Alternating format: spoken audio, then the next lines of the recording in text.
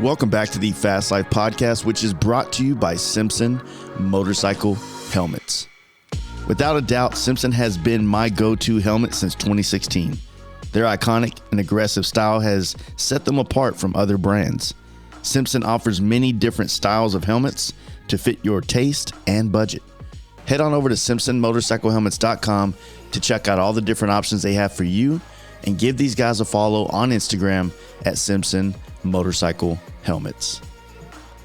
On today's episode, we have Tony Tucker, his wife, and the homie Young Sax. And this took place while I was up in Salt Lake City back in March. And yes, I'm just now getting around to putting this out. I'm so sorry. It's been a madhouse pretty much ever since that trip took place. But a lot of great content in this episode. I hope you guys enjoy it.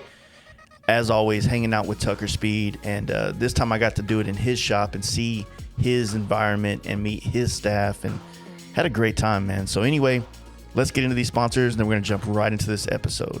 Cowboy Harley Davidson is located in South Austin, and they are ready to help you get on the new bike you have been thinking about, or help you get your current bike dialed in with all the performance parts and upgrades you need. From service to sales and everything in between, check them out at cowboyharleyaustin.com and on Instagram at Cowboy Harley Austin. They have new 2023 bikes rolling in daily, so give them a call or head in and let them know that the Fast Life sent you.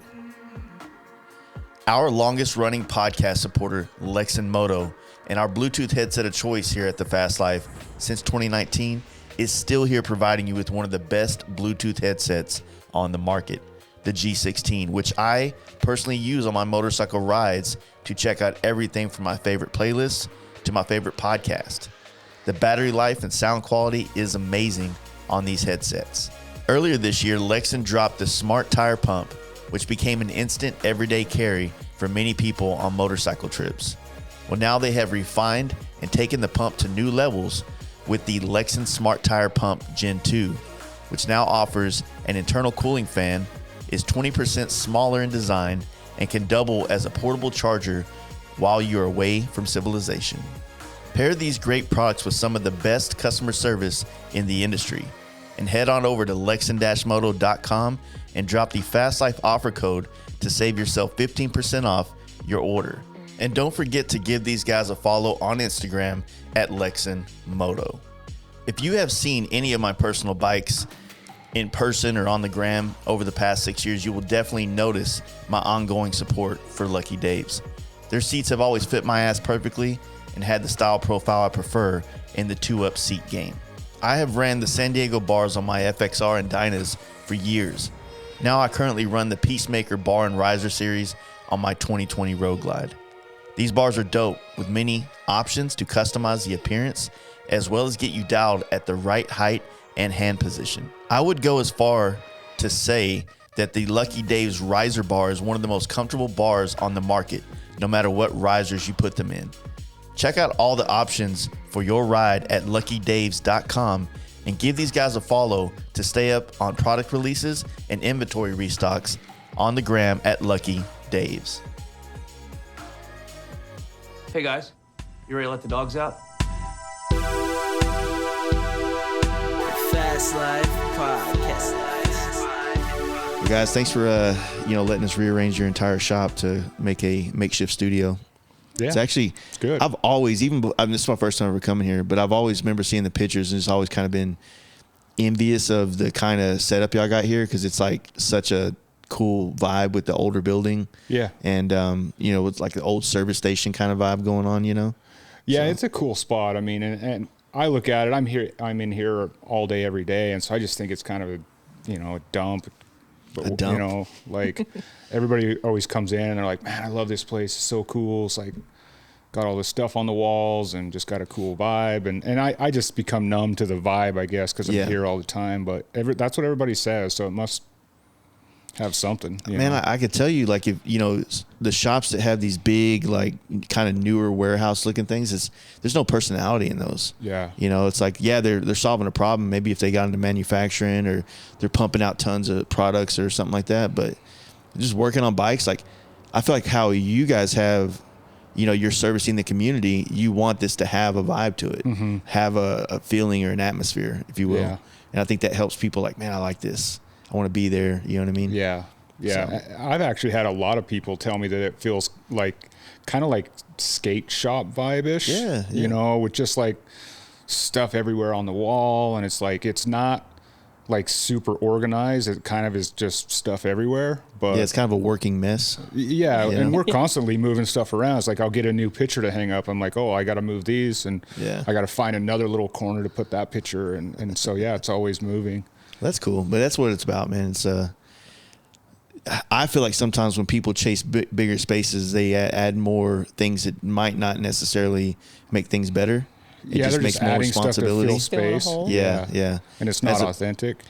I think that the more that you refine what you have and get more organized and get more kind of structure, then you find that it's much more manageable in a smaller spot than it is. You know what I'm saying? Yeah. But I get it with the bikes though. That when you get like a shit ton coming in, then you don't have anywhere to store them.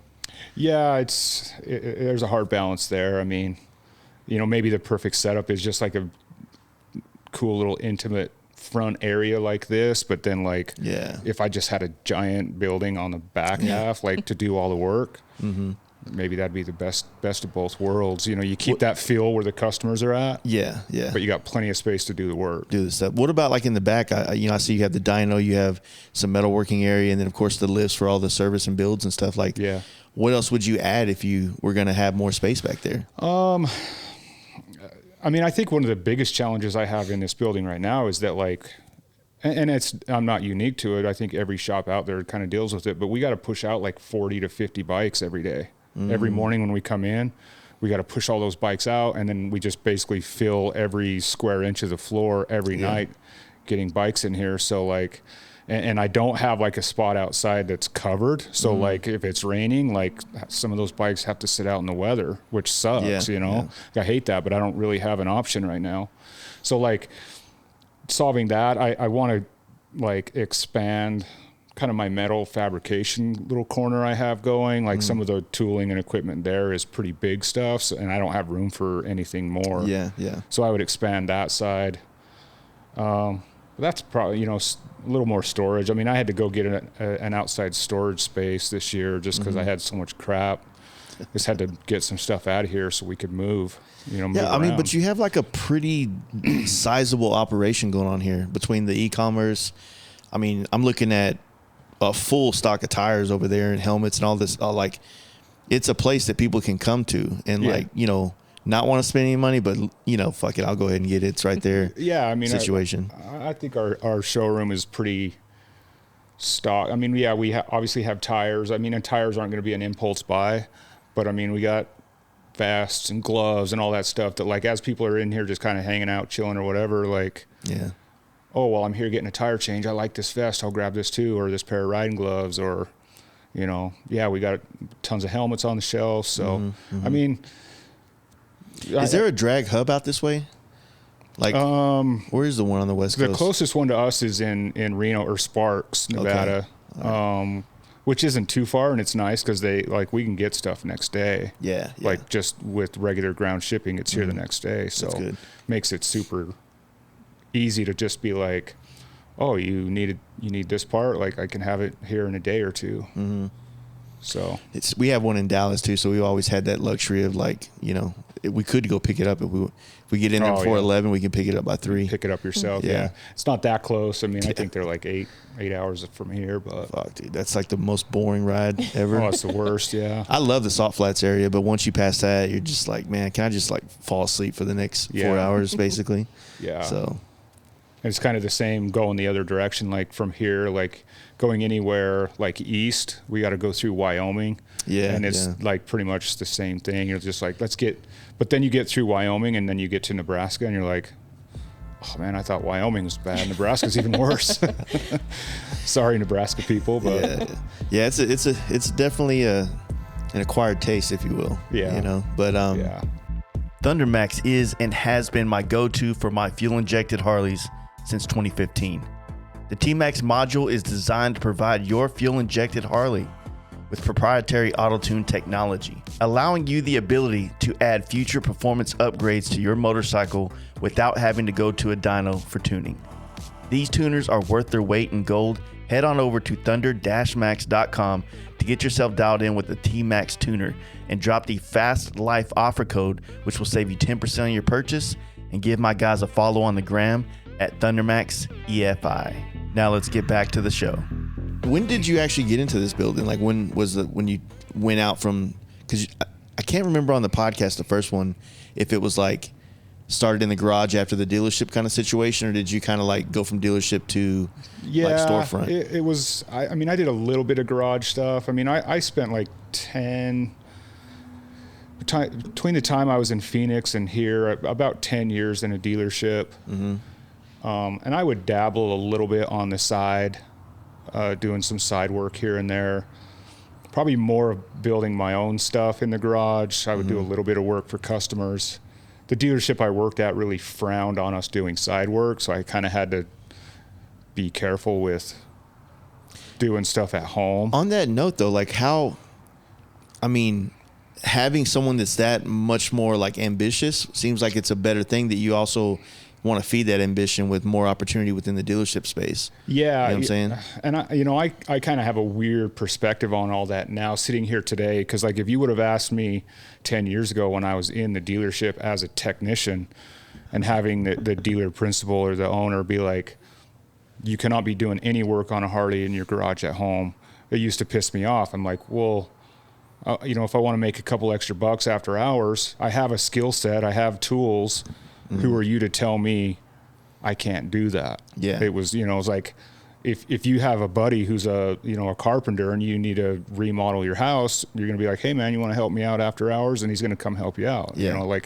And I would do the same thing for friends and whatever. So it used to make me mad. But now sitting here, like where I'm at today, owning a shop, having a few techs in the back, and then thinking like, then my mindset's like, well, okay, if they're going to do side work in their garage, are they telling these guys that walked in here like, hey man, like, yeah, just give me a call later, I'll do it for you for cheaper out of my garage? I think there's just that fear of them like snaking business from the shop. Yeah. And I think that, and I don't think that about my guys, and I don't tell my guy, I don't enforce that policy, but those thoughts have gone through my head. And I think if you trust your guys and your guys and close to them, which I am with all our guys, like we're pretty tight. I don't have that fear, but I get where they're coming from. Yeah. Well, it's kind of like if they're like people that are usually techs ride, that's part of it, right? So they usually have friends, and I've always felt like, you got to expect that me and my friend are going to go put T-bars on in the garage by ourselves. Right. He's my friend, but yeah, when it becomes like everybody's your friend and everybody, that's when he has to learn to set boundaries between, what he helps people on and then what needs to come through the shop. Yeah. You know what I'm saying? And that's just a mindfulness, you know what I'm saying? Yeah. And I think that in my situation at the dealer I was at, they had some issues like that where it was like a tech was doing some work, and then all of a sudden it was like, oh, there's this really good customer that he was always coming to the dealership, but he's not anymore. Like he's going down there now, like doing it at his house. Like how did that, so it was like, and it was kind of like I don't think it was ever anything like that the tech was doing intentionally. It was like the guy would bring his bike in, he would work on it. Those guys became close and became friends. Mm-hmm. And then he just naturally started taking his bike to his house. I think that most people that go down the path of MMI to be some kind of mechanic or anything in that space, ultimately they want to own their own business. You know what I'm saying? I think a majority, yeah. And then the ones that maybe are just looking for a solid job, like like Harley should have like, and I'm speaking completely ignorant. They could actually have this. I don't know. But if you don't have some kind of ability to grow within that space, then there's a roof. Mm-hmm. That where this stops, and then the on your own roof doesn't stop. You know what I'm saying? So it's like you're always going to have people. It's always going to be a layover for them for a while until they get comfortable actually in the model of working with people. Yeah, I feel like just from my experience, like I feel like there's like the dealership I worked at. There's a couple guys there that were there before me and are still there and have no intent of ever going anywhere. Yeah, I mean, Like, trust me, if I could be that way, I would love it. Yeah, like they're totally content, like just coming in, clocking in, doing the job that they're assigned that day, and going home, and then that's it. Like they don't really have aspirations to, you know, build a bike or do custom work or go above and beyond or expand out and do their own thing. Like they enjoy working on Harleys, but that's really as far as they want to take it. And then there's other personalities that are like, yeah, it's, you know, MMI dealership are just stepping stones to get somewhere. I don't envy that model of like just finding a good thing and just riding the wave for the rest of you know, existence. I mean, and if you can manage to live comfortably or what your level of comfort is doing that, then I don't see a problem with that, right? Well, That's actually an easier life. Yeah, I mean, I think that guys like us who are like constantly trying to hustle and get to the next goal or whatever, like sometimes I look at those dudes, I'm like, man, that looks super easy and nice. Sometimes I'm constantly grinding and constantly hustling. Like it looks nice to just be content with what I got. Yeah. But I don't know how to switch that off in my brain. Yeah, I mean, you know, every time I like hate being self-employed and I want to like just have a job, I always think about, okay, what am I giving up? And what I'm going to have to do, I'm fine with the work. Like the work doesn't scare me. It's just like, I can't be micromanaged. I can't work for anybody that I don't like. I wouldn't say the word is respect, but I don't see you as somebody of higher understanding or intelligence of what's going on.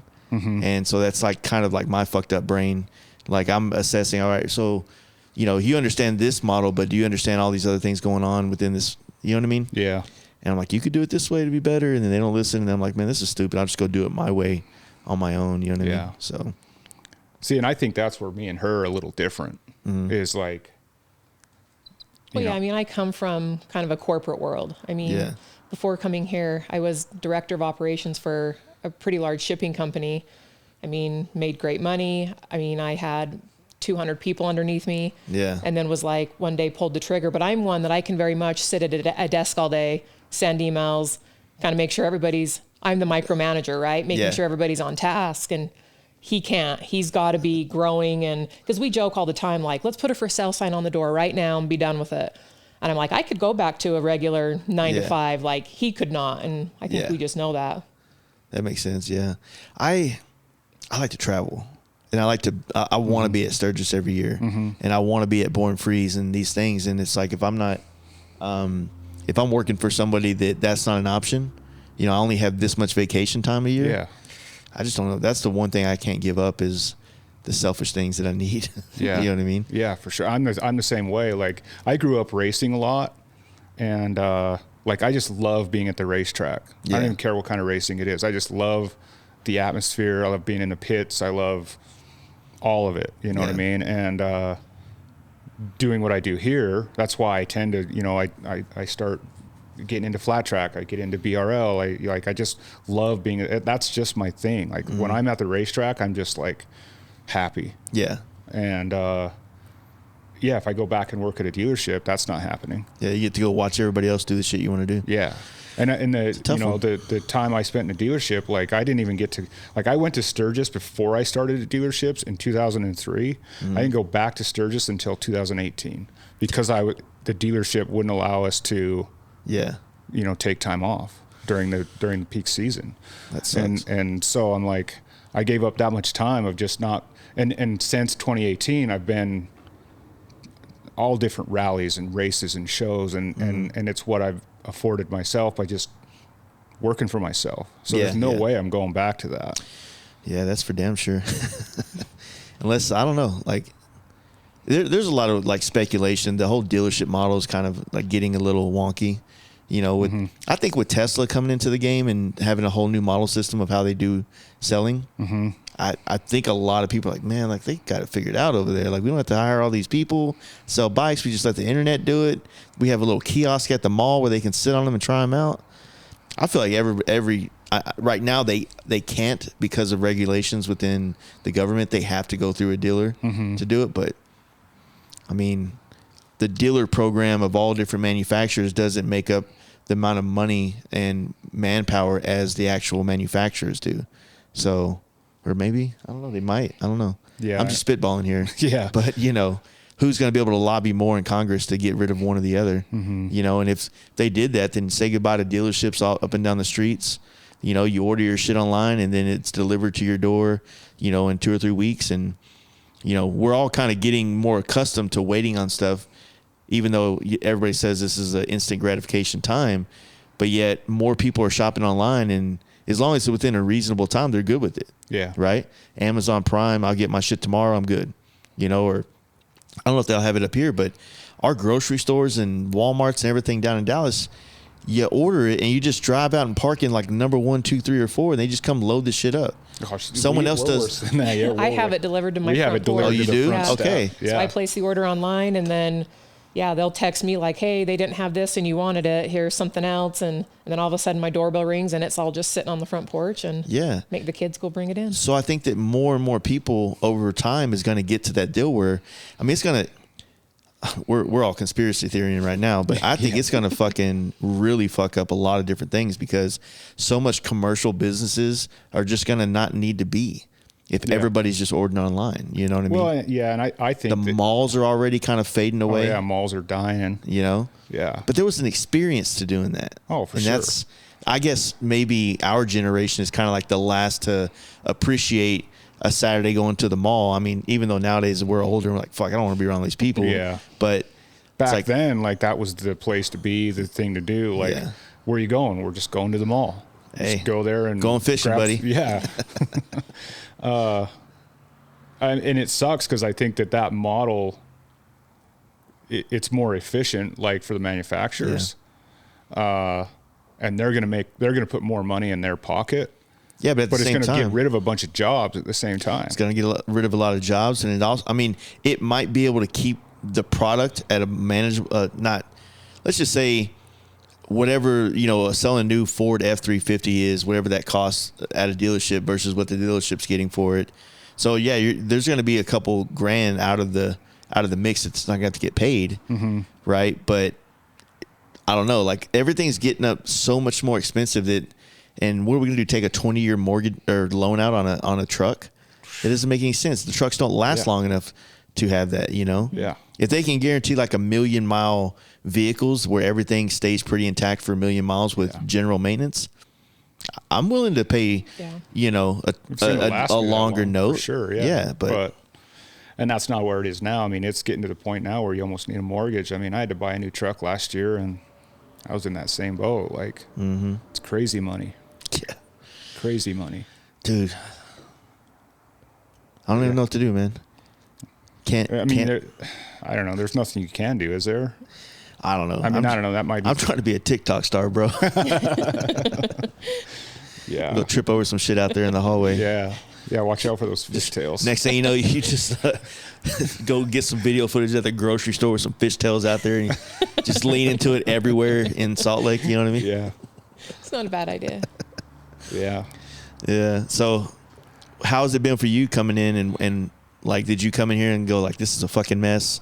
None of you know what I mean? And have to kind of wrangle everything together? Or? You know, I think I was a little misled in the idea, because that's what I did previously, is I went into like new companies, I put processes and procedures in place, I hired staff, like, and then by the time I get it up and running and it's great, like, that's when I feel like I'm done with it and I'd kind of move on.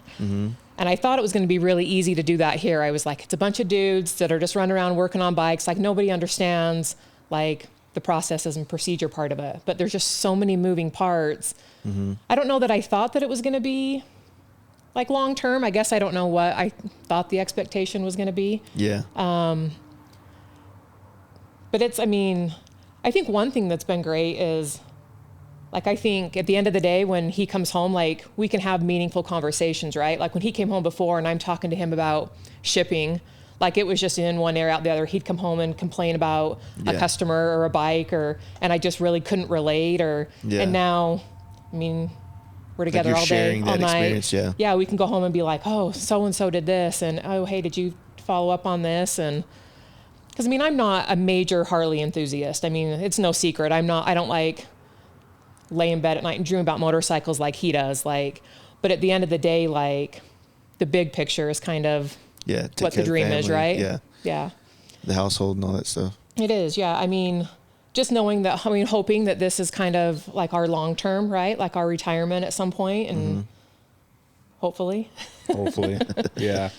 Well, I think the other thing that made it better for me, like when she came on, because like before, like in our first few years, like I was putting in a lot of time here, like 60, 80 hour weeks, like every week. Well, because when you first opened, you were working a full-time job, and then would come here in the afternoon. So it's like, and I wouldn't come home till like 10, 11, 12 or whatever. Yeah. And she's like, well, what the hell are you guys doing there? Like and she just, I think, thought it was just some party. Like we're just here drinking beer and hanging out till midnight every night. And I'm like, no, we were working, But we started at 6 and we worked in between all these beers until 12 o'clock. So that's why I'm drunk, babe. Yeah. Then when she started, she was like, she kind of like understood, like it wasn't just all a party. I mean, don't get me wrong. Like, yeah, we have a few drinks and joke around and have a good time, but there's a lot of work to be done here, It's time consuming too, a lot of it's, I think that's been probably the hardest part. I mean, we still have kids. I mean, we've got 4 kids. 2 of them are grown and out of the house doing their own thing, but we still have an 11-year-old and a 15-year-old at home. And during the summer, I mean, there's quite a few nights that neither one of us are getting home. Yeah. Kids are in bed, and there's days I try to get out of here at a more reasonable time because I'm going home and doing homework and making sure everybody's done chores and that our kids have actually made it home from school. And but every once in a while, I mean, I'll have to text him and say, you haven't seen your kids in 2 or 3 days. You may want to try and get home at a decent hour. Yeah. It's crazy that like shops in general, like there's just so much that goes into it, and it's a lot of similarities to like what you just said earlier about you have a job and then you have to come to start investing in this new business, this new personal endeavor, if you will. And you're basically working on 2 careers simultaneously. And then eventually, once the side hustle starts to even out with the main hustle, then there's potential and you can drop this one off. But that growth until you get there is still there. You still have to put in the work. Yeah. You know what I mean? And I mean, that's what we've been doing with paint and podcasting, Yeah. For 5 years, it's been a grind, and now it's starting to even out to where, all right, this thing's starting to become something trustworthy financially. Yeah. For me to be able to pay my bills and live and be on these trips to do this stuff. So it's like, eventually, now I can kind of relax a little bit and not have to paint as much and still do this as full time as it's been. You know what I'm saying? It's like tripping. Yeah. And luckily for me, like, cause there was no way like moving into this building and opening the place up, like I was ready to just commit, like, my paycheck to just this place. So I went and got just this, kind of random 9-to-5 job in a manufacturing plant after I left the dealership to kind of like, so I could work like early mornings, and it wasn't a 9-to-5, it was like a 7 to 2 or something. And then I'd come over here in the afternoon. That's not bad. That's what we'll do. But, luckily it only lasted like, a year. In the first year, this place just started ramping up real quick. And I knew that like the next spring, like there's no way I was going to. What year was this? 2015. So the scene here, we were actually doing this on the podcast last night talking about it, but 2015 is kind of like when I feel like a lot of the performance motorcycle dyna culture really kind of sweep the country, and then, or it was starting to, if you will. And did you kind of dabble in taking care of some of that, but still working on or was it more just the everyday rider, like the big dog that was out there a while ago? You know what I mean? Yeah, I mean, I think our core business here was in the beginning and still is just like routine maintenance, repairs on whatever V-twin you're riding, So like, but I think that like pretty early on, like, cause my little brother was my partner in the beginning, and he was super into the dynas, like T-bar, fairing, all that stuff early on. And I actually had a road glide back then with T-bars on it and a 2-1, like, and it was like super early in the whole performance scene back in 15, 16. I mean, and guys used to come in here and see my road glide that I had, and they're like, those are the stupidest bars I've ever seen. You know what I mean? Like, it was just like so new that people were kind of taken back by it. Yeah. But I think we kind of, I don't want to say we created that scene, because I hate when guys or brands are like, oh, I invented this trend. You know what I mean? Like, I think the trend, it takes more than one person or one shop. But I do think that trend was coming in about that time, and we just happened to be into it, and we were one of the first shops in Utah to kind of start into that stuff, and that's kind of who we became known for. You start to become a hub in your community for this style or this genre of motorcycling, and then it kind of helps people have like a home for, you know, maybe they can't afford all the stuff that you sell or what, but they love this stuff, so they hang out. Yeah, they want to go on the rides or the, you know, the bike nights or whatever. Yeah, wear the merch kind of thing, and then other people get into it and it kind of grows. But when you have a town or a city that has a shop that caters to that kind of you know, demographic of biker, then it just helps the scene grow. You know what I mean? Yeah. I think it's crazy because when you first opened, like, you'd walk in here and there'd be a dirt bike or a four-wheeler, and it, you know, when we first opened, it was like we were kind of tailoring it to everybody. I mean, you know, we've got the leather tassels that hang on your, you know, and at this point we're getting to the point where we're like, do we want to just focus on who we are and slowly start to kind of weed out some of that other stuff? But it's tough because, I mean, Ogden's only so big, right? Like, so to be able to sell some of that merch, we have to kind of cater to who our local clientele is, which may not be what his style is, but just trying to find that balance. They usually come around. The people that are really into it, if they start coming out and riding with you guys and hanging out, they'll start to, like, I guess I do want those kind of bars. I do want suspension. I've seen it happen so many times. Like, guys will come ride with us. They'll come to our bike night. They'll like hanging out with us, and eventually they'll just kind of also want the style of bike that we have. Yeah, it just changes. It just you know, it morphs. It's like, you know what I mean? You're always kind of a product of your environment. Yeah. Right? And if your environment is everybody's on big wheel baggers cruising the country, then that's baseline for you. You know what I mean? And if you're an FXR guy, you're a performance bagger guy, it's just, you're just all into racing. You know what I mean? And I think it's always good. It's been awesome with Harley, more racing aspects coming into the Harley culture more predominantly, like it's been over the last 10 years with flat track, with, you know, the bagger racing and with the competition of like Indian and kind of creating a little bit more of a rivalry. It's given guys like you, it's kind of like the perfect time, perfect place where you have a racing background. You are a Harley guy. You know, the pieces of the puzzle just kind of come together in that aspect. Yeah, that's kind of, you know, one thing I've said in the past is, like, I've always loved Harleys and I've always loved racing. I never had the chance, or there wasn't an opportunity to actually race a Harley until just a few years, you know, like, you know, going hooligan racing, you know, building a Sportster, and now into bagger racing. It kind of allows me to do the two things I love the most at the same time, you know, and then I'm lucky enough to be able to do that, you know, to benefit the business too. You know what I mean? Like, put our name out there and, you know, say, hey, yeah, we can build your motor, we can do your suspension or whatever. And it's like, we're not just bolting stuff on. Like, we've gone out and we figure out what works. And we've tested this stuff and we know how to ride. You've done well at the track, except for that one time. Except for that one time, Except for that one time, yeah. Did you like get hurt at all in that accident? No, not at all. Just his ego, I think. What happened on that accident? I have had the pleasure of running Arlen Ness motorcycle products on my Road Glide and now Lowrider ST.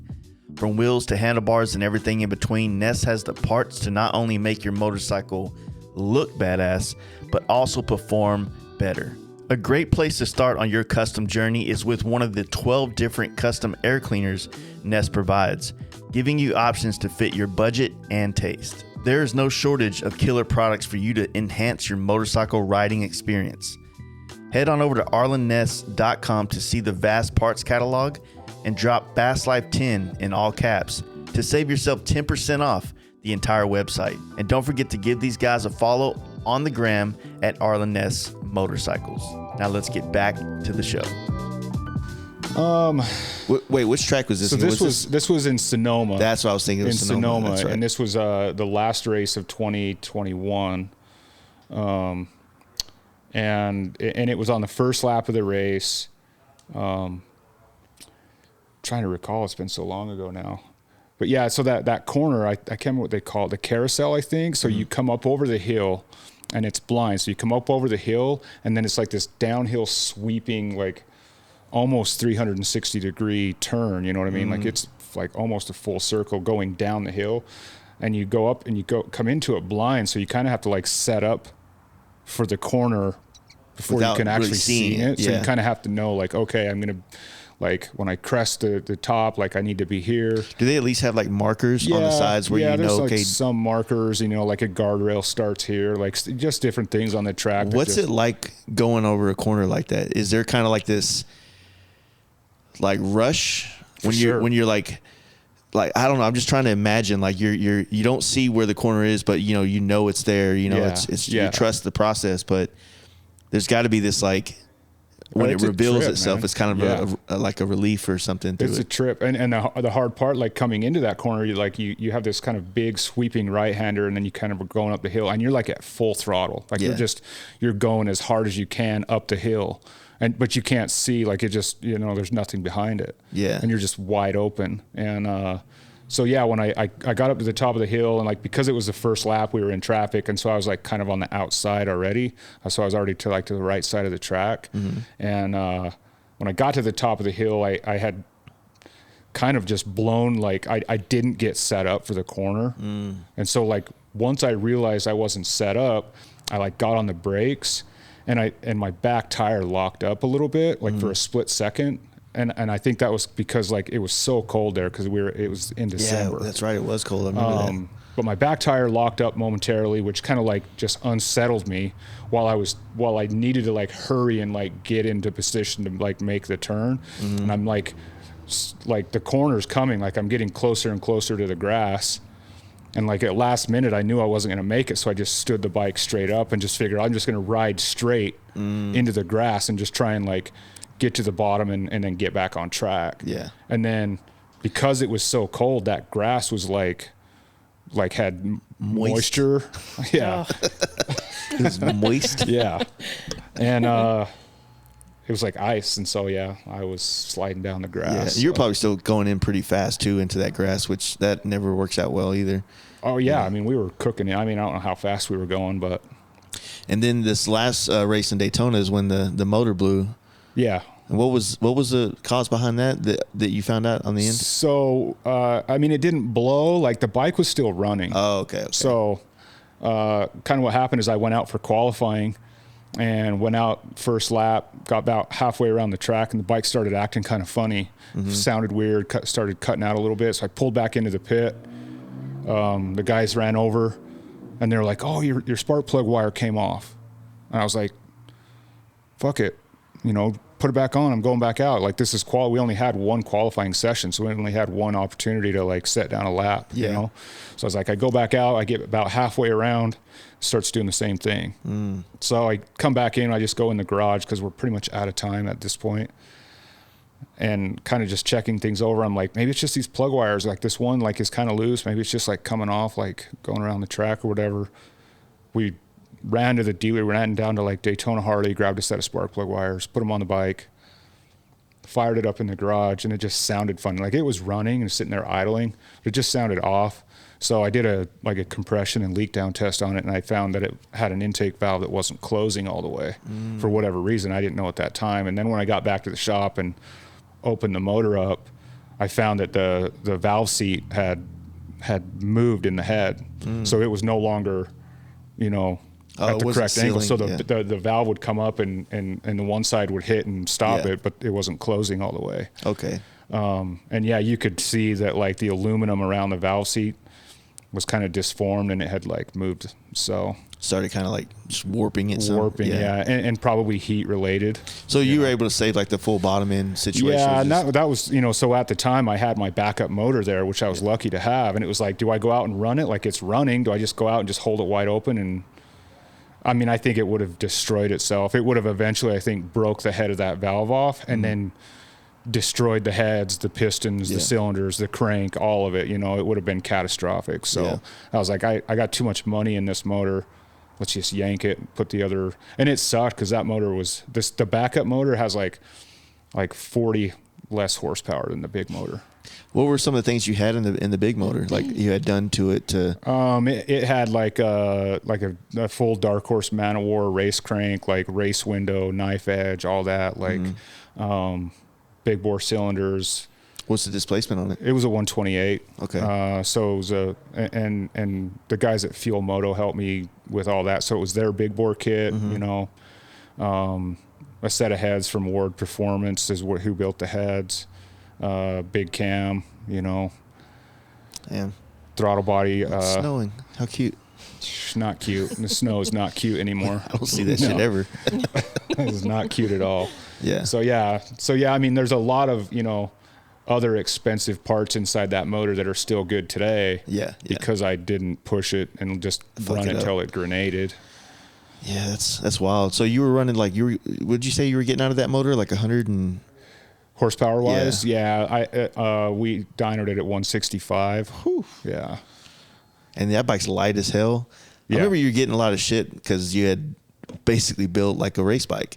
And it was like, you can't build a race bike to go racing. You got to keep it stock. And yeah, well, and it's funny because like I think that's still happening today because like the class that I race is the pro stock class, right? So, I mean, that's just a name. Like if you read the rule books, the requirements for the bike, whether you're in the pro stock class or the bagger GP class, the rules for the bikes are the same.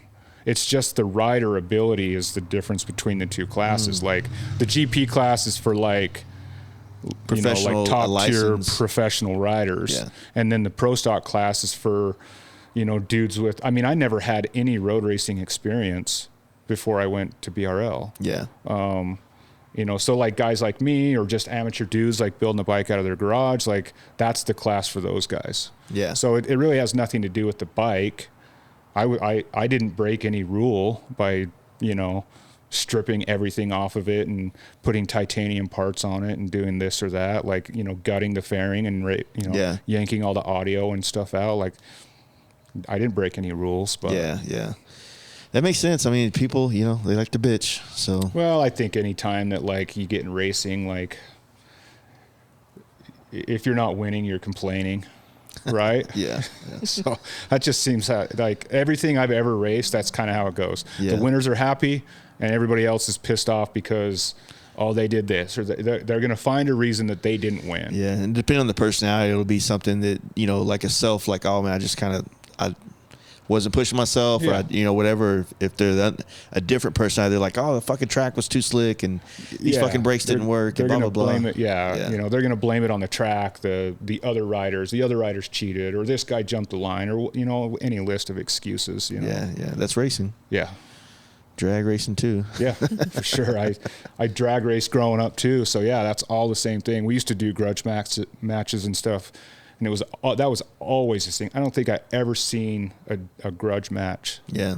Where the other guy didn't say, you jumped. Like, you know, like. Yeah. That's just how it goes. Just how it goes. So how's your experience been with like going to these tracks and being a part of this racing? I like it. I get a little bit nervous. I mean, and obviously the BRL stuff's a lot different than flat track. Flat track, you know, I can sit on one area of the track. I can see the whole thing. I see him the entire race, going pretty slow, but they're kind of banging bars. Oh, I think that was a dig. I know. Going pretty slow. No, compared to BRL, right? Like, I mean, you're probably not, out of second gear on a flat track bike? Yeah, that's like, all short track stuff, yeah. But I can see the whole track. Don't mind the bikes out there. Yeah. Where with BRL, you know, I'm sitting in one section and I wait a minute and a half, 2 minutes for him to come by for 10 seconds to make sure, like perfect example was Sonoma. You know, he goes by, starts the race, and I'm sitting there with my two younger girls, and we see everybody else lining back up as we see the ambulance heading over to whoever wrecked. Shit, yeah. And it's my 11-year-old that says, Dad's the only one that hasn't lined up yet. And so at that point, like, that's how I find out, you know. But I think the BRL, when we're down like on, you know, in the pits or even on the side of the, you know, the track, I go and I stand by myself. The rest of our team stands over there and I go stand by myself. I kind of pace. I put, you know, I don't want to talk to anybody. And then as soon as he comes off the track, like, I mean, and I love it. Like if I could spend, that's a much better day in the office than being here at the shop, obviously. But I mean, I get nervous, but it's fun. I mean, the traveling portion of it and just being in the pits with everybody, like just the whole atmosphere. Everybody's always said the pits, the atmosphere in there, the camaraderie that goes on. It's like kind of intoxicating. It's a fun time. Yeah, you know. I feel that. Like I feel like it's something that I got addicted to at a young age. You know, with my dad taking us racing and stuff, and something that I just there's been periods where I haven't raced anything, and I just always find myself like, oh, maybe I'm going to go try this type of racing now, and just wanting to get back to the track, you know? Yeah. And I wouldn't even say it's like any certain type of racing. It's just racing in general. And I think a part of it is just it's like the getting ready for the race, like you know, getting your bike ready, getting it all loaded, the road trip to the race, the pits and the atmosphere there after the race is over, and you walk through everybody else's pits and you talk about the race, or oh, you wrecked, what happened, are you okay, and all of it, that part seemed, I mean, anytime you have the like-minded people that are in the same kind of assuming the same amount of stress that you are to get on a track and try to win and build a bike and build your skills. What do you think? What about like the track here? I know that BRL is not coming back to Utah, but is it still something that you're capable of going to test on or work on? Yeah. So I mean, I really the only way I can is there's a local series here in Utah. It's a sport bike series, but there's a couple of classes that technically like a Harley fits into, like a V twin class, and they'll let me go out and like sign up to race or on one of their practice days. Like the track isn't open like 7 days a week, just show up and ride. There has to be someone putting on an event. But yeah, I can go out there with the Utah sport bike guys, and even if I just go out for the practice day and just get some seat time, and whether it's for me personally to just practice riding and get seat time, or if we need to go out and like test a motor or suspension or whatever, I can do that. And that track's an hour from us. What's the distance like if you were to go do like Chuckwalla or something like that, or Button Willow, like down in LA? Chuckwalla is pretty far, because I rode Chuckwalla once, like early on. And that was like a 10-hour run out there from here. It's not the worst thing, but it's not like 600 miles ish. Yeah. Maybe 500. I could leave here like, on a Friday and be there for a Saturday race or something. And I thought about that, like, the Chuckwalla, like they run out there all winter long. I think they run like October through March or something, like one a month. And, like if, just depending on where things go with BRL, like I got a bunch of money tied up in this race bike, so like what the hell else am I going to do with it? Like I'll just find something like that that you can do. Yeah, it's going to be a tricky one, man. Like we were kind of talking about it off air, and like what do you do? Like, I mean, I know it exists. I know they're still doing it. I know that they have races scheduled for this year. But man, it's an expensive sport. You know what I mean? And the way racing works in many different like other areas is through, racers build whatever, but then their sponsorships help like fluff the load. I don't know if that's the way to do it. Say it. Lighten the load. There it is. There's that analogy I was looking for. Yeah. It lightens the load of the racer who needs gas, who needs tires, who needs, the time off of work to be able to go do this cross country thing. So there's just a lot that goes into it. And I think that, like I have no problem saying it because, I have no stake in the game, but they just need to really focus and dedicate some serious time into promoting their events, promoting their, like, not just when it's happening, but all year long, and make it a point to be at other events and try to start linking up with more tracks across country to try to promote racing Harleys within these other small communities. Like there's tracks everywhere. We got like 3 of them around Dallas, or 2 maybe. And they do Ride Smart, where they do the classes that teach you to ride, and you can take your Harley out there. But they should be, connecting with all these things. And it's a real business. And I think that they need to treat it more like a real business and not like a side project with, drag specialties. You know what I'm saying? Yeah. Yeah. It does sometimes feel like it's a side project. Like they're not super focused on it until race weekend. Yeah. And it's like, oh yeah, that's this weekend. Let's focus all of our energy here. Yeah. But then after the race is over, it's kind of like, you don't hear about it again until, Well, it was like when we went to Milwaukee for the race last year. I called the museum to get us, one of the behind the scenes tour. And he's like, oh, well, what brings you out here? And, I'm like, oh, my husband races in the BRL series. And he's like, what's that? And I was like, are you kidding me? And so I explained it to him, and he's like, I'm surprised they wouldn't have reached out, because it was during their hometown rally week. Yeah. And he's like, we would have put it on the board out front of all the activities going on had anybody reached out to us. And I was like, I guess that would have been one of the first places that you would have thought, you know what I mean? So it's, a little disappointing, but. Yeah, I mean, it's like I said, I think it's easy. The solutions are easy, in my opinion. They're literally just dedicated, focused solutions. Just like how you have certain members here in your staff that do a job. You do a thing. Jordan does a thing. Like, you do a thing. Your techs do a thing. And they might have multiple jobs, but they have things to do. So, if you have somebody running your social media on the whole drag world, that's cool, but you need to have something dedicated for social and more or less marketing for BRL, because it's a promotion company. That's what BRL is. It's promoting races. So you got to treat this shit like UFC. You know what I mean? You got to build up excitement and stuff. You got to make the viewer experience as good as you possibly can. Like, it's a track, like you said. You're not going to be able to sit in the grandstands and see the whole track from wherever you're sitting. But they do have the cameras. They do have that stuff. And I'll be honest with you, we watched it on the Fight TV, all the races. I wasn't opposed to it. I know that there was learning curves, and I know there was, some logistical errors or obstacles that they had to deal with, but still stoked. You know what I mean? Yeah. And same thing. I think the Fight TV originally, the very first race, they focused on just the front.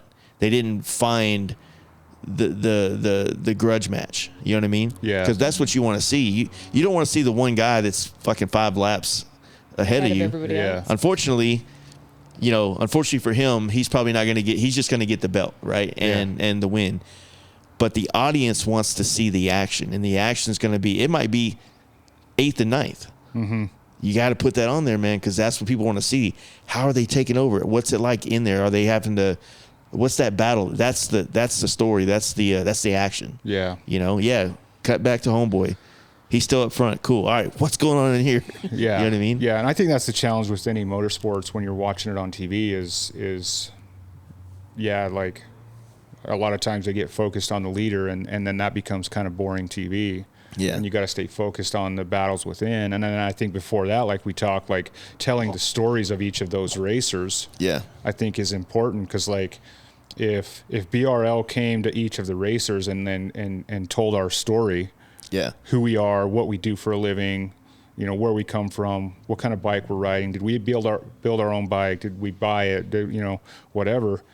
And then the consumers or the watchers kind of get invested. So then when they're watching that battle for 8th and 9th place, they're like, oh, that's that guy that I really like. And then he's battling this other guy that I really don't like because he was he's whatever. Douchey. And then they care about, they're invested in that 8th and 9th place battle because they have a dog in the fight.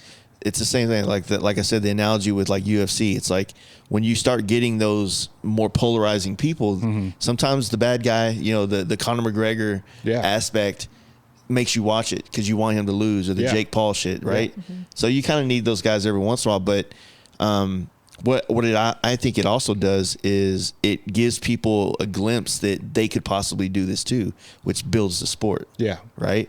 It gets more people interested in, and that's what drives the commerce of it. And then, like I said, at some point it becomes a well-oiled machine that you just got to focus on constantly marketing and promoting and putting out there for the people to consume. And that's a lot of work for a company that's main goal is to try to sell parts. You know what I mean? Yeah, I mean, and there's like you said, they're starting from scratch. They're starting from zero. So it's a really big ask when you're starting with nothing. Yeah. And so I get that it's not easy. Well, I always said, I know that you're the same way, and I know I am this way, but I don't half-ass anything I do. And so I'm smart enough to not do something if I know I can't do it 100%. Yeah. You know what I'm saying? And I think that anybody that has a business is pretty much on that wavelength for the most part.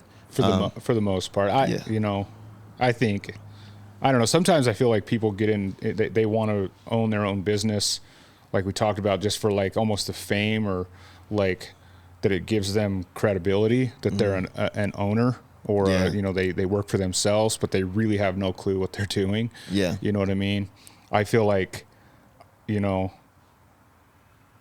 I never wanted to go into business for myself for fame. Like it was just necessity, part of like who I am. Like, and I take as much pride in that. Like I know my profit and loss statement as well as I know a Milwaukee 8 motor. Yeah. You know what I mean? Like to me, and I don't do that because it's cool.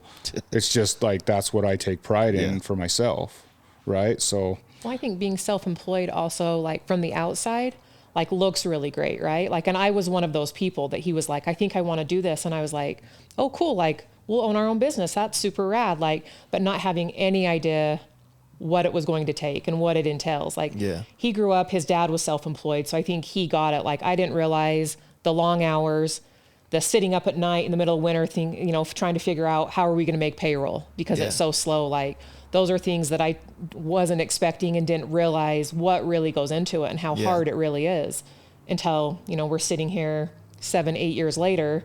But I was one of those that just thought, like from the outside, like being self-employed seems great. You make all your own decisions. You can come and go as you please. And it's very much, there's a lot of moving pieces in self-employment. There is. And one thing, it's kind of become a common theme the last couple of podcasts I've been talking through is, I think people need to, we've had this like whole wave across culture of everybody like go out there, hustle, be your own boss, figure, all that shit. And I think that there's not enough people talking about, hey, go out there and just, find a place where you can add value.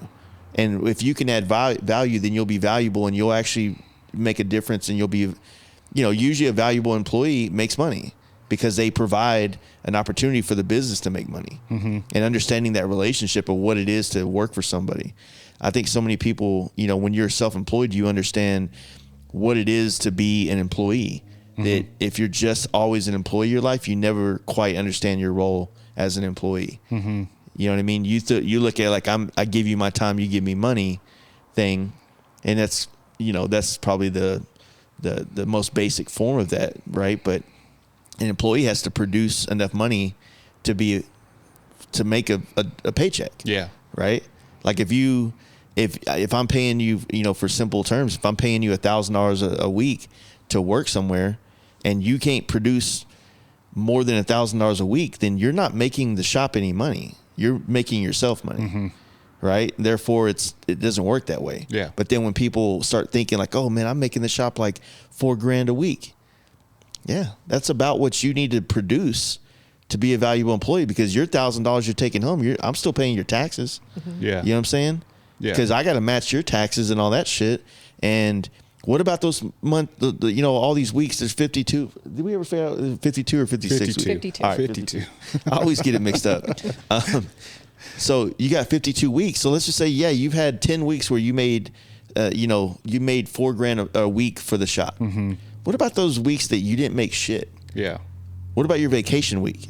What about, those couple weeks where you're only making $600? Like there's a relationship in being an employee and an employer. Yeah. And, sometimes it's good. And sometimes, sometimes you're really, helping out a lot, and sometimes they're bearing the weight. And you got to understand that, you know what I mean? It's not all like, not be different if like you guys were like out buying Lamborghinis and fucking, just completely, not allowing your employees to grow with y'all's growth. That's different. Yeah. Right. But I don't see that happening. You know what I mean? Yeah. I mean, I think part of that equation is an owner or operator that gets it, that understands that like his most valuable asset is his team. Yeah.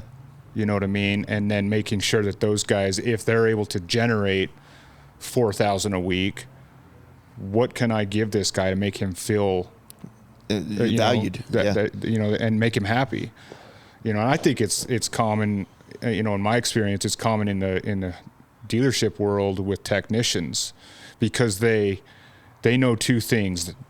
they know what the shop charges as an hourly rate, and they know how many hours they bill every week or every pay period or whatever. So they're like, well, the shop is they charge $100 an hour, and I billed 100 hours this pay period.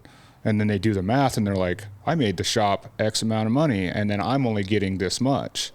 And it isn't just, it's not like everything else just goes to the shop and the owner's pocket. Yeah. That what they forget about is all the other shit that the shop's got to pay for to make this all possible, Yeah, there's so many more that goes into everything, because the facility, the shared tools, because not everybody's coming in with their own tire machine to put in their stall, right? So the shared tools that everybody has to use to build those hours, the marketing that the company has to do to bring in more clients so that you have work like that. What happens when you work for somebody is you are able to focus on what you want to do, as far as like being a mechanic or being a painter or whatever the case may be. But the facility, the brand, is responsible to bring the work in. Yeah. It's responsible for all that stuff. And yeah, it helps when you're a kind of guy that can be a mouthpiece at a bike. Yeah, bring the bike down and we'll take a look at it next week, or something like that. That's helpful. Yeah. But that bike night didn't happen for free either. Exactly. To get those people in the parking lot for your tech to be able to like, hey man, come bring it down. Like all that stuff, goes, it's a lot unnoticed. Of work. Yeah. And I mean, even like with you guys, you've jumped in an airplane and came to Dallas to do the podcast. You've jumped and done the stuff with Holt, with the V-Twin Visionary over the years. You've done Sturgis. Like I keep trying to tell people that, like, if you really want to grow your brand, you got to go places. Yeah. You can't stay stationary and expect the world to come to you. You got to go to the world. Yeah. And when you do that, the world starts coming back. You know what I'm saying? They start like, fuck, man, I got to, this dude's made the effort to come be here. I want to go see what their place is like now. Yeah. You know what I mean? Yeah. And that's honestly how you start building. Like, scenes exist, right? But they don't exist to anybody other than the people that's existing within it, until those scenes start to go places. And start to, where are you guys from? Oh, we're from fucking Salt Lake. You know what I mean?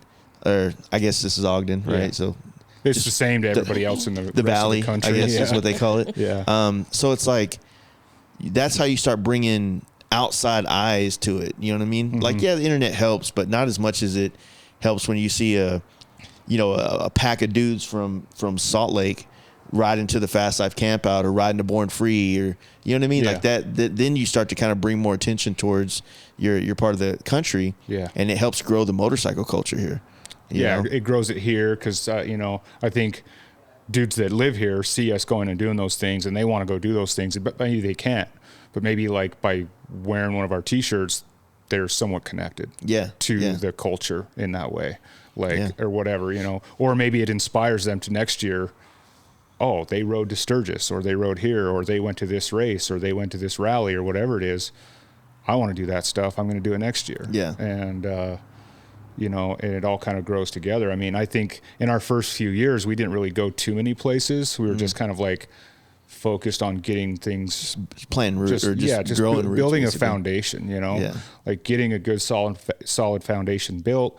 And then it was like, okay, like, where do we want to go with this thing? And that's when we started looking at, outside racing, outside rallies and events, and started getting out there and it's crazy, like how things exploded with just getting to know people from other parts of the country that are doing the same thing. We're all into the same stuff. We're building John bikes, Jessup and those guys. And everybody's helpful. Yeah. And then you learn, and then you build a relationship, and then you work with this brand, you put some parts on your bike from this dude or whatever. And it just kind of comes full circle that, then that guy's selling some parts in our state or vice versa, Yeah. And it just kind of grows from there. So I think when brands or like shops travel too, they tend to, and they put like this, shops across the country that aren't in the same cities usually are pretty close. Like, they're friends, they're cool. It's a commonality, but sometimes you have like, and I'm not implying that there's any beef or drama here, but in Dallas we have it, oh, this shop doesn't fuck with this shop because, this one customer kept bouncing back and forth and kind of pitting those shops against each other.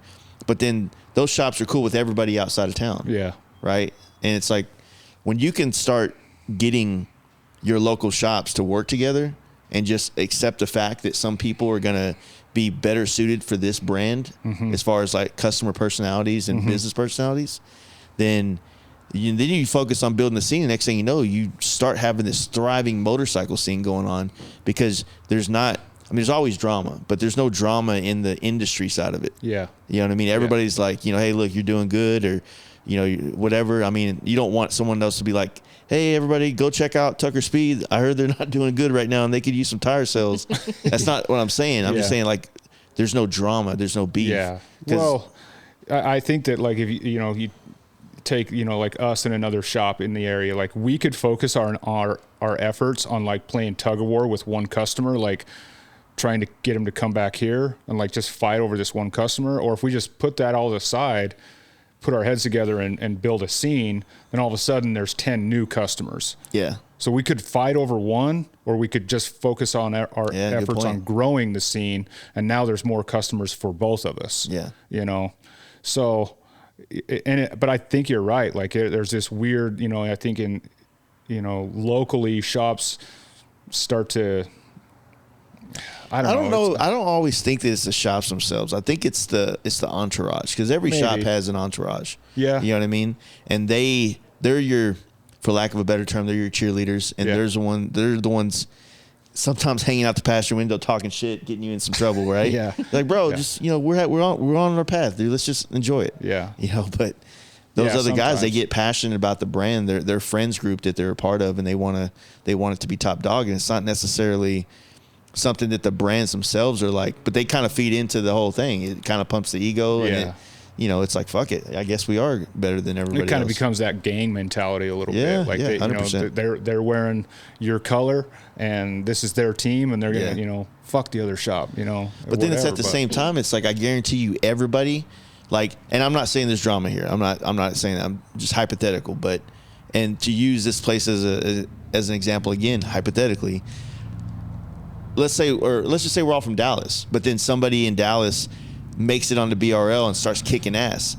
We might all have problems, but we're proud of each other. Now we're all one team, because we got a dude from Dallas out there ripping and running and doing some badass shit. Yeah. So think about that mentality whenever you're actually hanging out with the people. Yeah.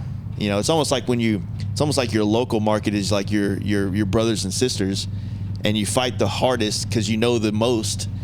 But then you don't want anybody else to fuck with them from outside looking in. You know what I mean? Yeah. So it's weird, and I, I can't say I've been great at, like, outreaching to, like, other local shops and stuff. I haven't done a great job of that. It's stuff we've talked about in the past, but, like, I'm guilty of it too. Like, and not because I have any beef or issues with anybody. It's just, it's an acquired thing that you have to learn to do, to be more mindful of it. All these things, it's really difficult. It's not something that's on the tip of your tongue all day. Like, I need to reach out to this guy and see how he's doing, and just keep a line of communication in. Yeah, and it's just, like, not on my to-do list every day. Yeah, what I try to do a lot, because I sit and do these podcasts quite a bit, and sometimes it feels really weird when they're pretty loud. Sometimes it feels really weird when you sit down and have this intimate conversation about things, and then we don't talk for 4 months. You know what I mean? And that happens. It's just, we're all busy. We all got shit going on, but we pick back up. But sometimes I try to, like, when I'm scrolling through Instagram or something, I see a brand that I haven't talked to in a while, I'll, like, make a couple of notes. I need to reach out and see how they're doing. And then I'll use, like, shit breaks and stuff like that. Just throw some AirPods in so they noise cancel my ass, basically. Or I'll just use, like, drives, like, hey man, I just want to check in on you guys, see how everything's going.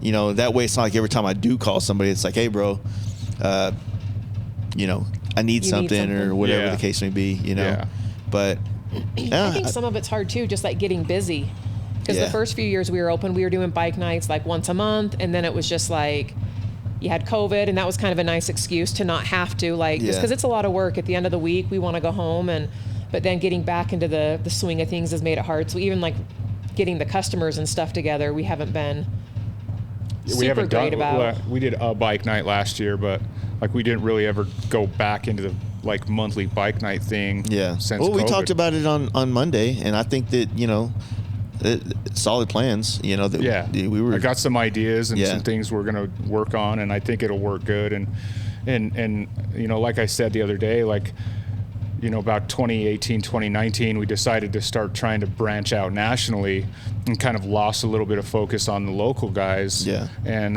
you know, it was like I focused all my efforts on going to Sturgis or going to Born Free or this race or that race or whatever. And I really wasn't doing anything locally. And, you know, and, you know, as much as we've expanded nationally, like local still my core business, you know, and I kind of forgot about them. I don't know what this guy's doing out here, but it's riding in the snow, brother. Yes. But, you know, so yeah, we have a plan of like how we're going to try and balance both, you know, the local scene and then keep our name out there nationally through racing and whether it's Sturgis or Four Corners or, you know, some of the other rallies. And try and keep that balance between both. Yeah, I've you know, we talked a little bit about the Four Corners thing, and after sitting down and talking with Trevor about his plans, and you know, you were one of the first guys that came to mind with like linking up, because it's a 400-mile ride. Yeah, and it's not a bad one. No, to get for there, sure. And there's multiple ways you can get there, and it's all nice.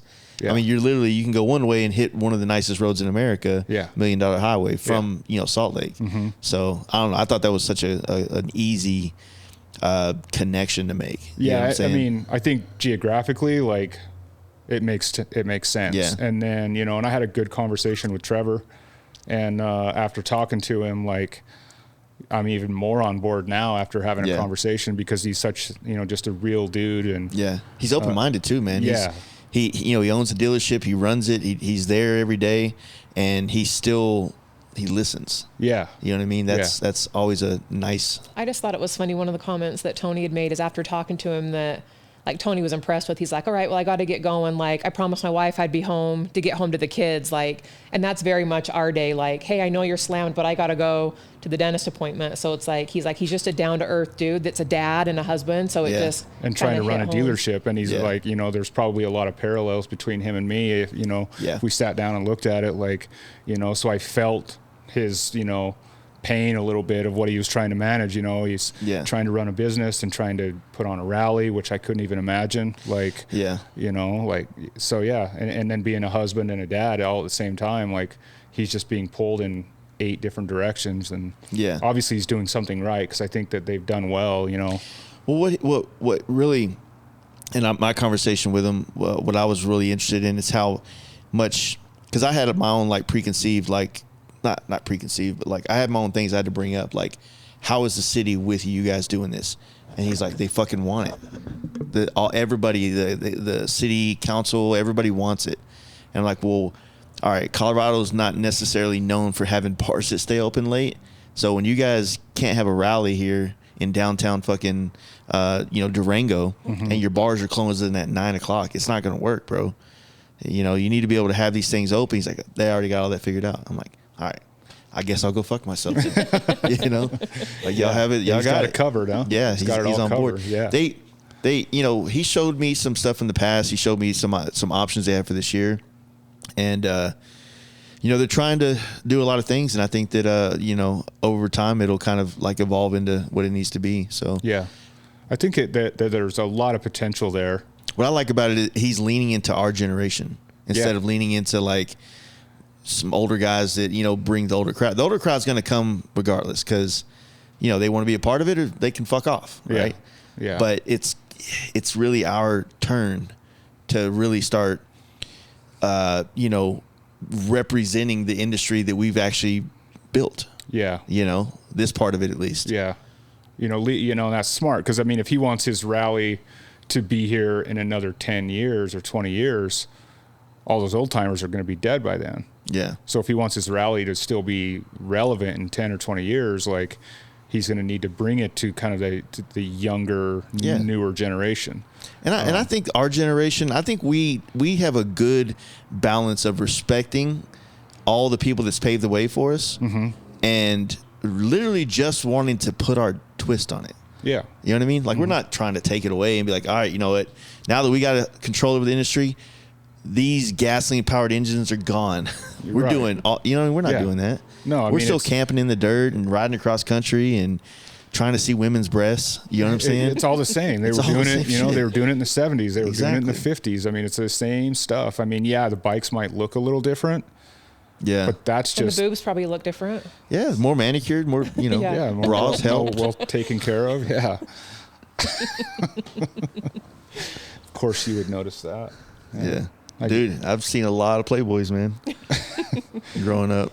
But yeah, I think it's smart. I'm excited to see if we can put something together with those guys at Four Corners. Yeah. I'm excited about it. I think it makes sense. The only thing that's tough, but you know, it just becomes a want versus, you know, like how much you can move around in your life. But you know, with Sturgis being essentially at the beginning of the month and that being at the end, I guess for me it's not that big of a problem, considering that it's literally only an 800-mile ride. Only still a ride. It's still solid days on the bike.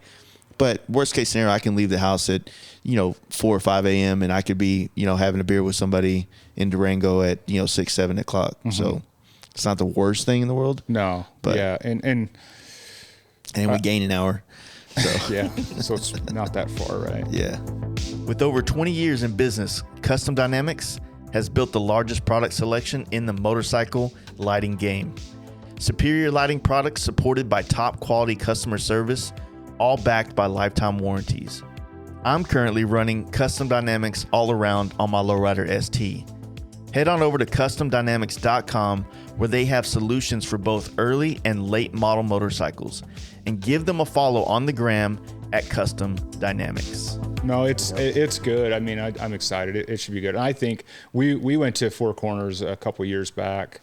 We were there in 21. Mm-hmm. And I was impressed with it. Was it at the Indian reservation still?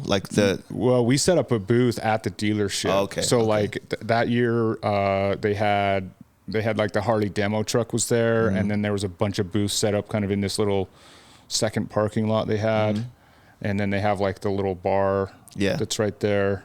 You know, and it's definitely not Sturgis, right? Yeah. It's a much more intimate kind of, you know, it's the same thing about the shop. Like it's like kind of this like smaller, intimate type rally. Yeah, but Sturgis was tucked in like a canyon, and, you know, there wasn't as much like space. Yeah. Like Sturgis is spread out. You guys know. Sturgis is spread out, and there's just so many people. Yeah. And like every brand of anything you could imagine is there. Yeah. Right. And so you almost get like sensory overload in Sturgis, like where I think that like at a smaller rally, like coming in, like from my perspective, like if I went and set up a booth in Sturgis, mm-hmm. nobody would ever remember walking through my booth. Yeah. Because they're going to walk through 100 booths in 3 days. Yeah. You know what I mean? They're going to see everybody, every brand, however many different t-shirts. And honestly, the place that you would want to be in Sturgis is like Black Hills with all the other brands of like the products that you sell. Sure. But that's a $13,000, $14,000, $15,000, you know, booth. Yeah. So for a guy like me, it doesn't make sense. It doesn't. It just makes sense to be there riding around and hanging out with people. But like at Four Corners, it's going to be a smaller group of people, but I can make real connections with people, and they're geographically somewhat close. So like, even if a dude is in Colorado, or maybe he came up from New Mexico or Arizona or whatever, mm-hmm. like we're not that far to be like, hey, I want to bring my bike up and have you build my motor or do whatever. Like we can make real connections. Yeah. Yeah. That's why I'd mentioned to Trevor, I was like, man, just put a pin, measured out 30 or 1,000 miles, and just draw a big circle and focus on getting everybody in that 1,000-mile radius to your spot. Mm-hmm. And, you know, find out what big cities, what big brands, and try to connect with them. And, you know, because that's really a customer base. I mean, it's a big customer base, but yeah, I mean, that's still pretty big. It is. But yeah, don't waste time trying to get the guy from Florida there. Yeah. Let's just get the guys, you know, within that small radius there first. I mean, technically, 1,000-mile radius from Durango, still in for Texas, that's San Antonio, that's Austin, maybe Houston. I don't really think it would be Houston, to be honest with you, but not too bad. It's not, I mean, yeah. But you got LA in that. That's still a big radius. Yeah. You know, so and there's a lot of potential there, and I think they're on the right track there. You know, with offering different, the different bike shows within the rally and races, and you know. They got the hill. They got hill climbs and stuff like that too. I was actually asking him because I did the hill climb 2 years ago on my hooligan bike. How was that?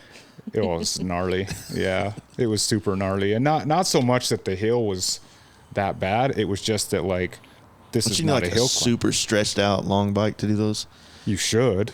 Well, and a front brake probably would have helped. And a front brake would help because I had no front brake because it's a flat track bike, you know, and you know, basically, I mean, they're not street tires, but they're definitely not dirt tires either.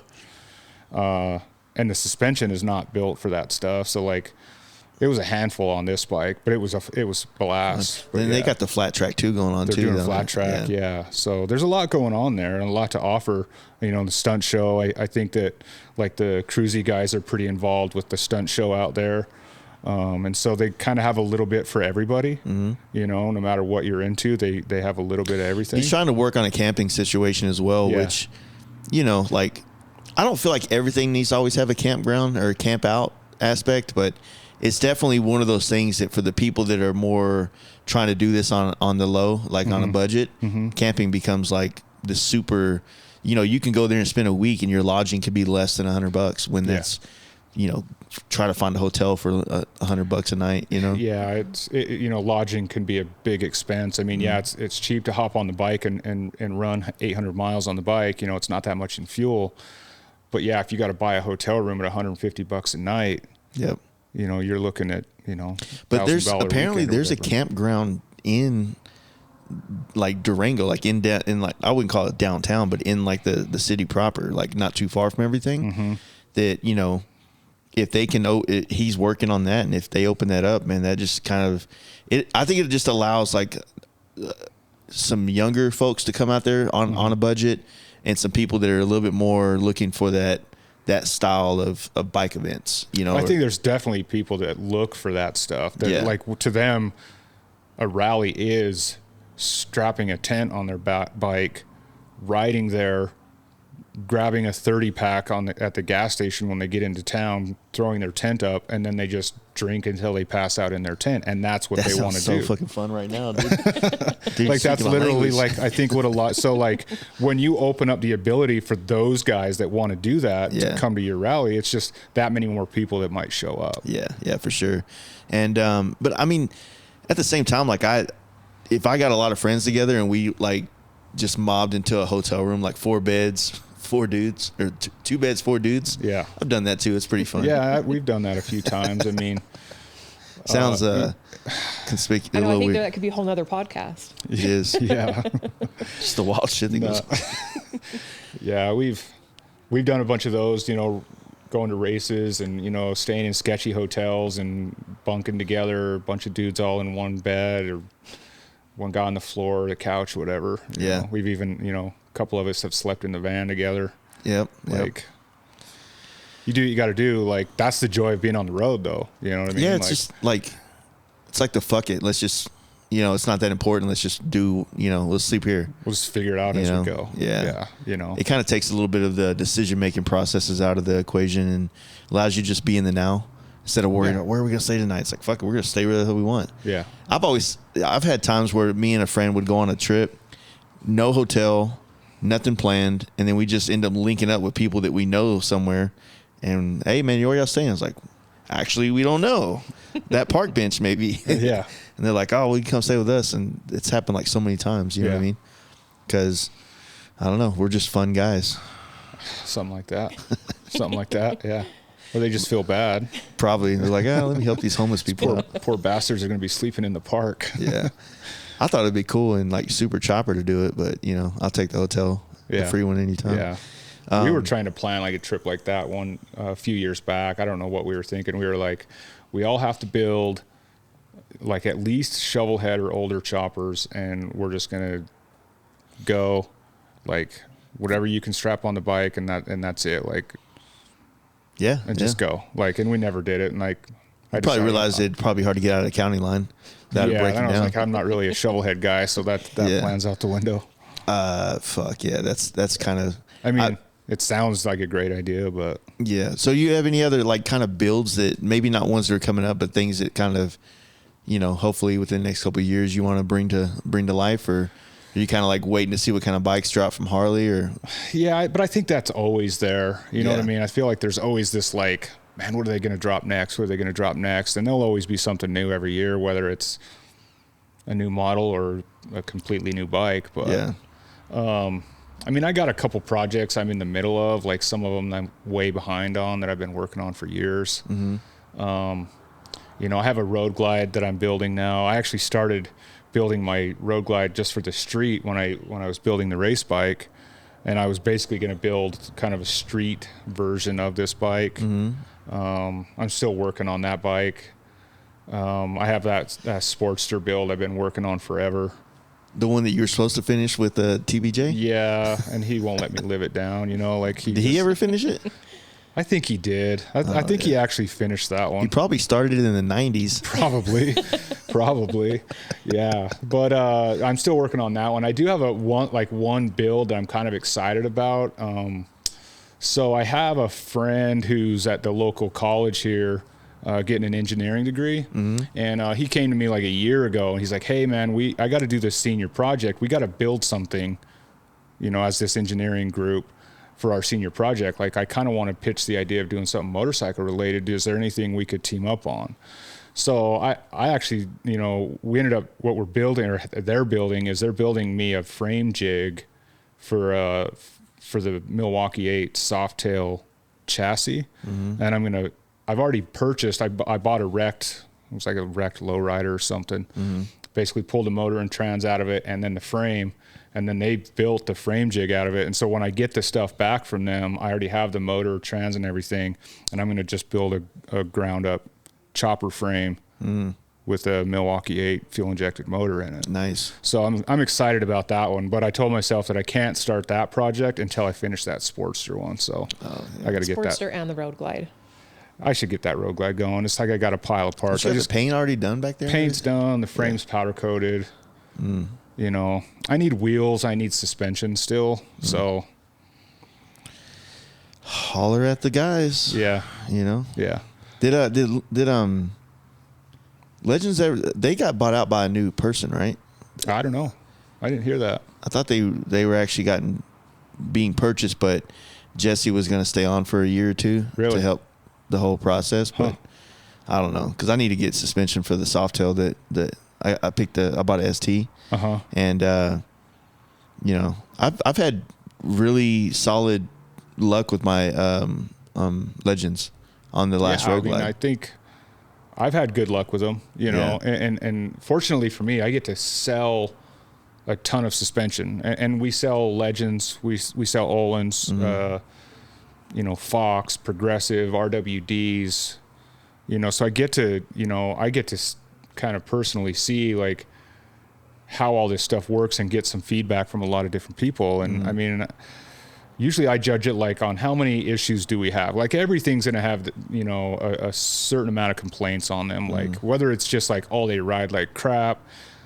But I mean, I've had good luck with the Legend stuff on customer bikes. I've been running it, the rears on the race bike. Yeah. You know, and been super stoked with them. So I think they're also good, like warranty wise. We've only had a couple, but they've been so easy. Like my end of things, like it's seamless trying to get stuff taken care of with them. Yeah. So they've been good to work with. So, I mean, you know, would I say they're better or worse than like Olin's or anybody else? No.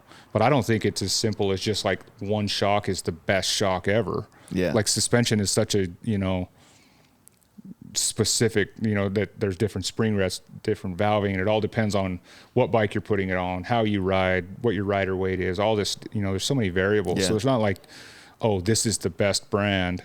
There's just more to it. Yeah, it's not like a motor where this exhaust does this with this motor in this combination. Yeah. Suspension there's a lot of variables that kind of go into, you know, whether making it a better suspension for you or worse. Yeah. Yeah. So I believe that. You know, I did 50,000 miles on Olin's, and they needed to be like rebuilt. I mean, I probably had 40,000 to be honest with you. They needed to be rebuilt and kind of redone, but it was all great until they needed to be redone, and then it started kind of like rode worse than stock. Really? Yeah. At that point, but I don't blame the suspension. I blame the 40,000 miles and not. Yeah, I mean that's just rebuilt. regular, you know. abuse, right? Now, I think people sometimes forget the fact that a lot of products that you buy, they're not like one buy.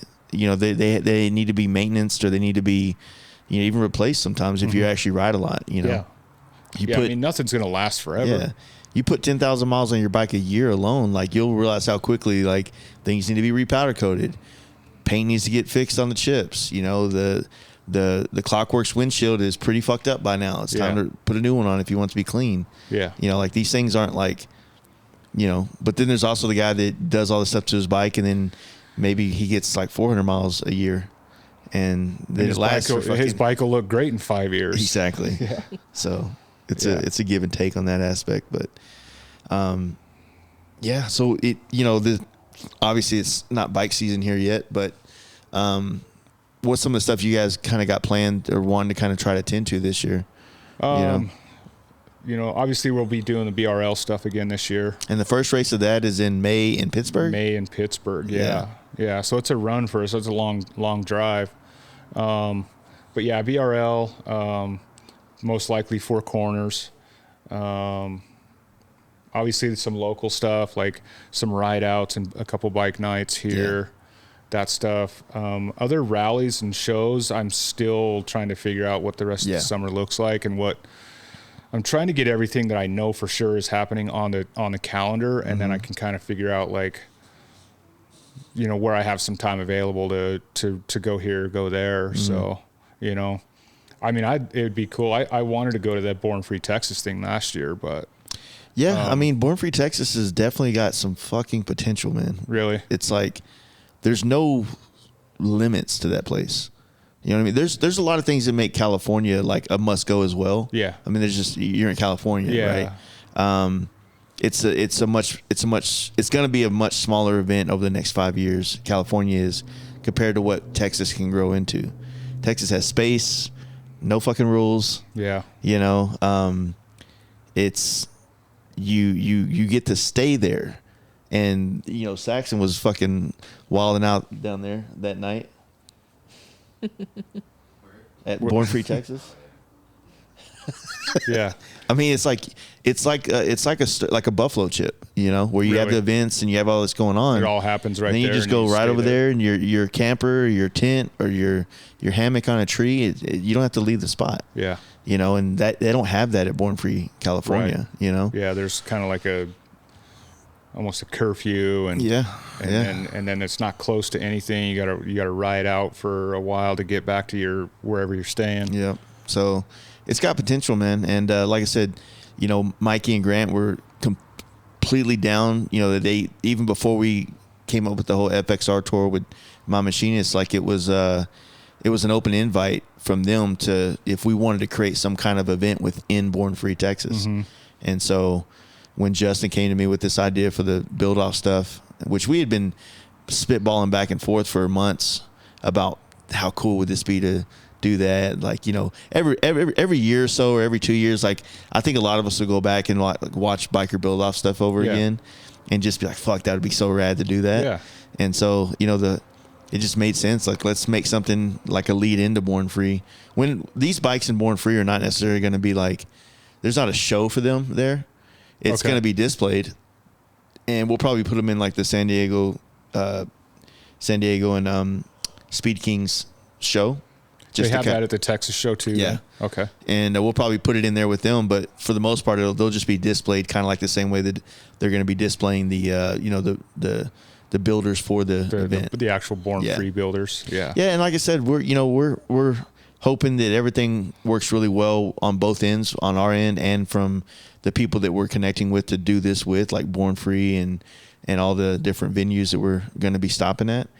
And hopefully we don't have to change anything for next year. It can just be add some more to make it better. Yeah. But, you know, I think that we have something that's we're not reinventing anything. This is just regurgitated motorcycle culture that we're just bringing, you know, repackaging and putting a new modern label on it and same core values. You know what I mean?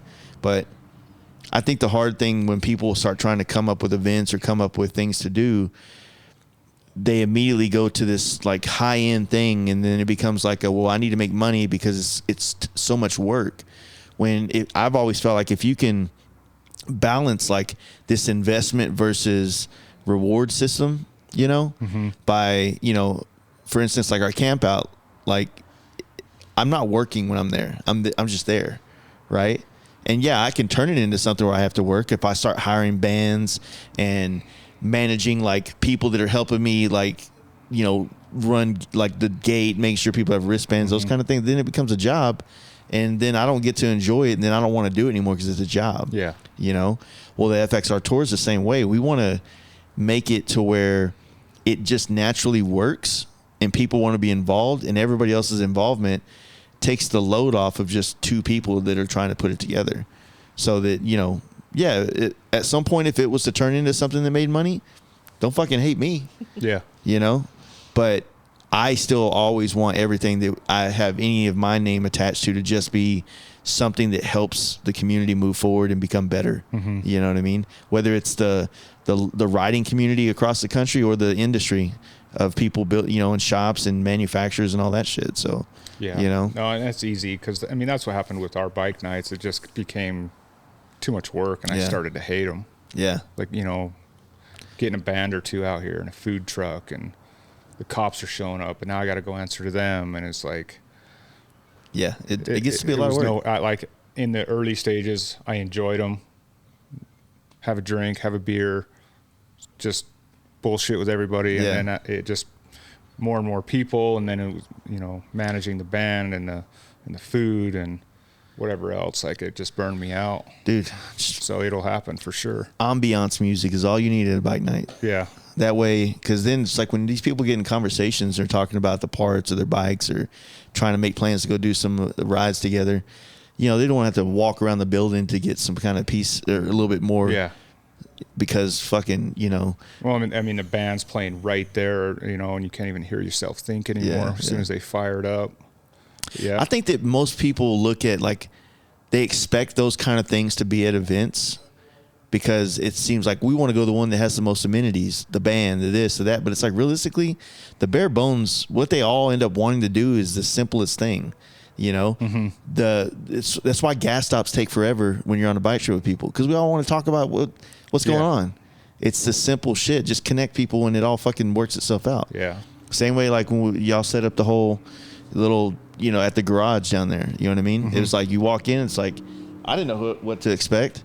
I was thinking like maybe 4 or 5 people from Salt Lake would come down and have a beer and stuff, and it's like you walk in, it's like, okay, everybody's on. Yeah. This looks like nothing but bikers in here, what I mean? It was cool to see everybody show up. It's like NASCAR with all the logos on shirts everywhere. Yeah, it was cool. Yeah, keeping it easy. So, I want to hit Born Free Texas for sure, though.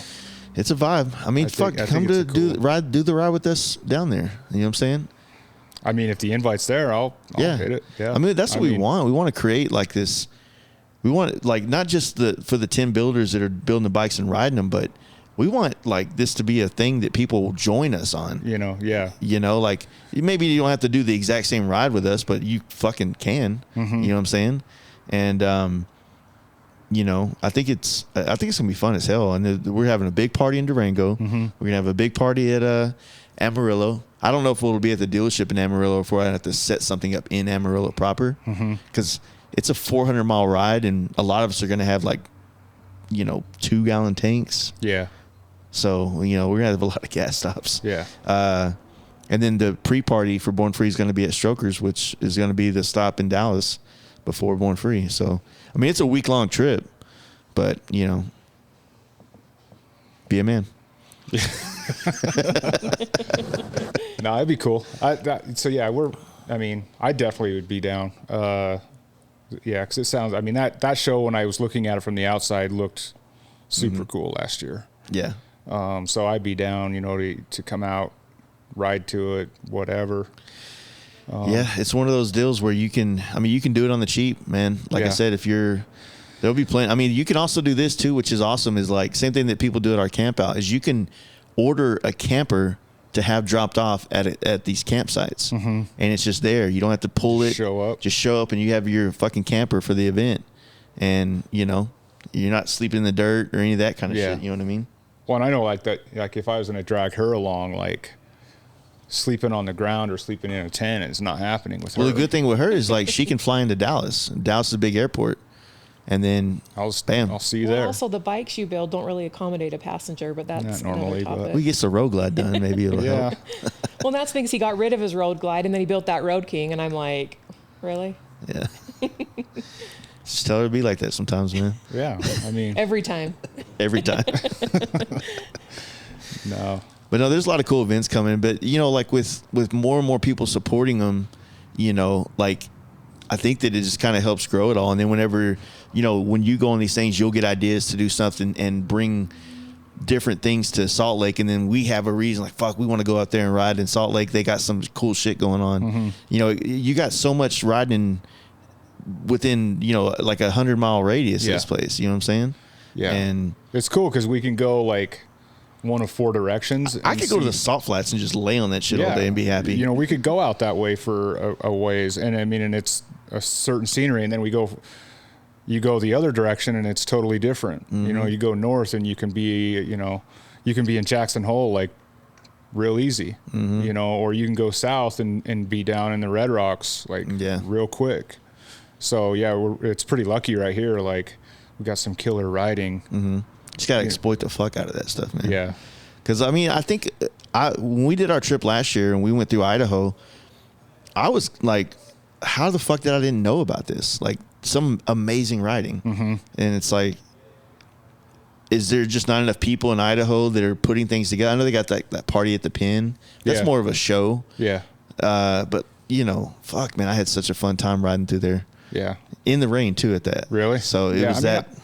Yeah, there's some, you know, you get up in those mountainous areas, like, yeah, it's super. They're just, it's like Colorado is more, there's more people in Colorado than there is in like Idaho when you're in those mountains. So you really feel like you're somewhere kind of more rural or desolate, you know, or I don't even know if that's the right word, but you know, I loved it. It's cool. Yeah. This whole area needs to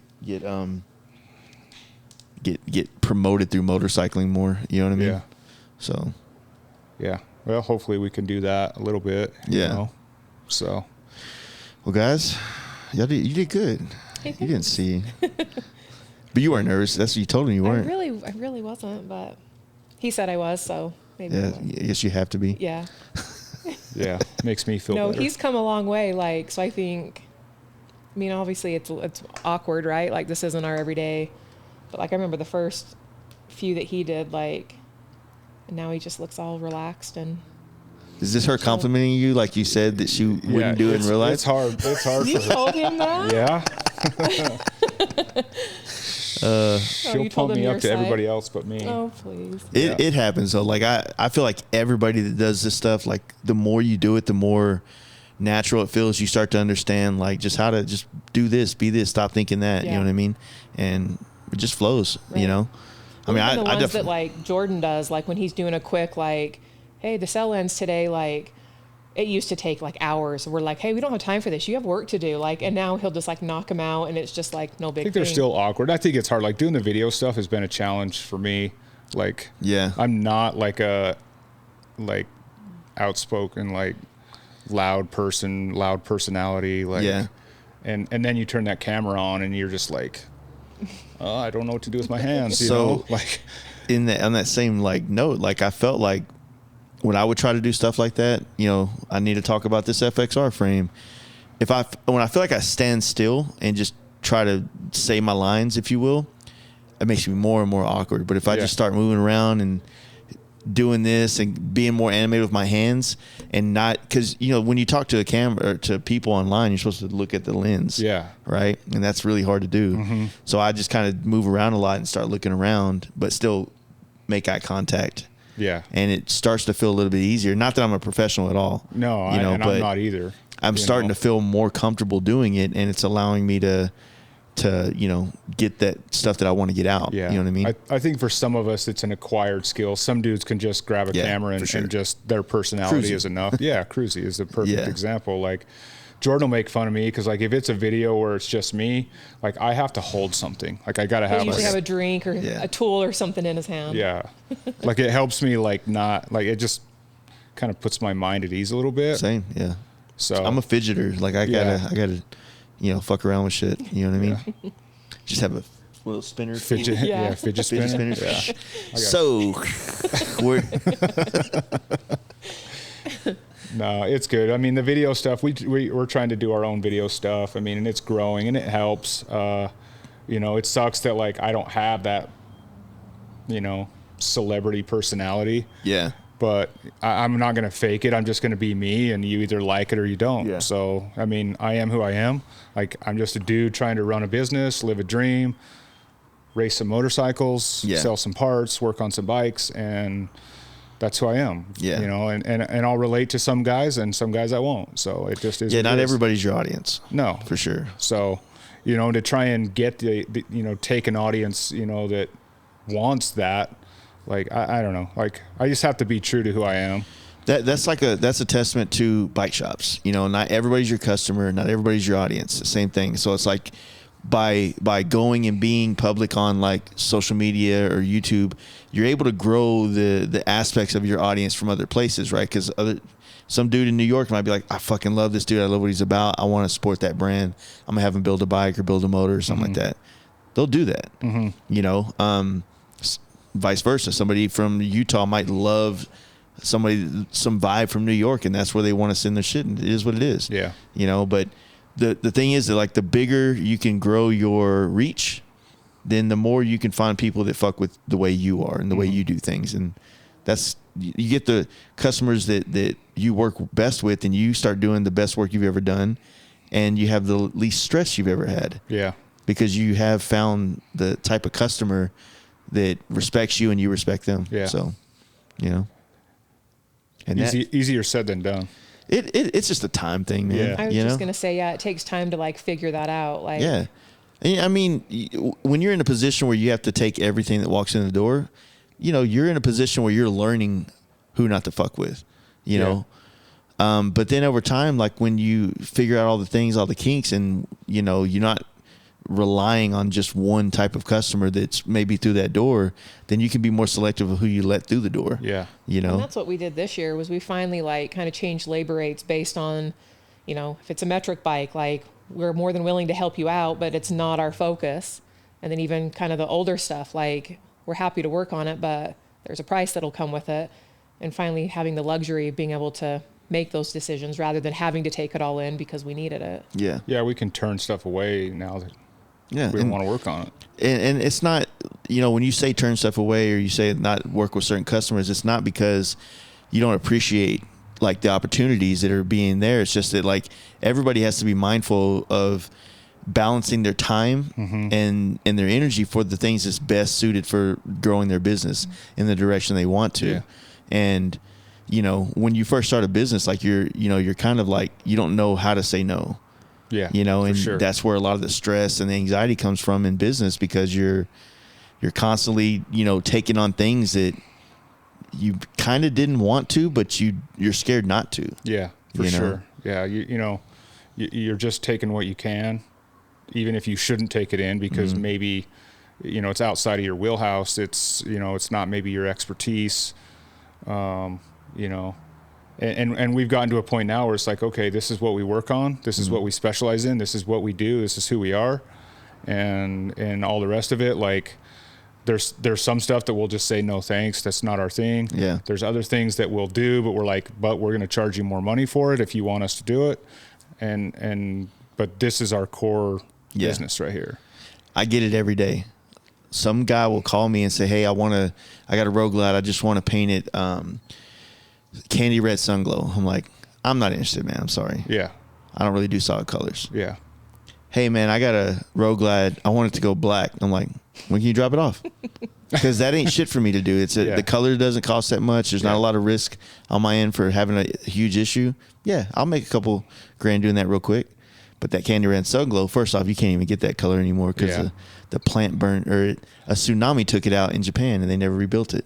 It's crazy. That's where those pearls came from. Really? Yeah, they was coming from one place in Japan. Huh.